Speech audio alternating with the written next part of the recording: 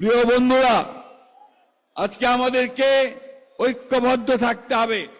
অনেক চেষ্টা করা হচ্ছে বাংলাদেশে বিভক্তি সৃষ্টি করবার। আমাদের পাশের দেশে ভারতবর্ষে এই ফ্যাসিস্ট হাসিনা আশ্রয় নিয়েছে তার লোকবল নিয়ে।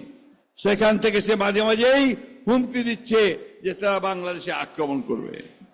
তা শুধু তাই নয়, এখানে তারা বিভিন্নভাবে গোলযোগ সৃষ্টি করার চেষ্টা করছে। আজকের এই সমাবেশ থেকে আমাদেরকে শপথ নিতে হবে যে আমরা কোনোদিনই আমরা এই ফ্যাসিস্ট হাসিনাকে আর এই দেশে রাজনীতি করার কোনো সুযোগ দিব না। শপথ দিতে হবে যে আমরা কারো কাছে কোনদিন মাথা নত করব না।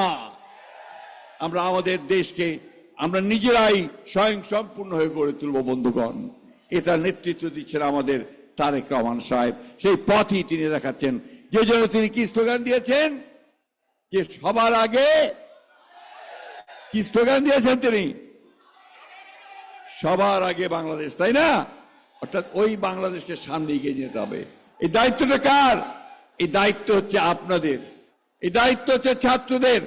মেধা এবং বুদ্ধিমত্তার চর্চা করে সামনের দিকে এগিয়ে যেতে হবে।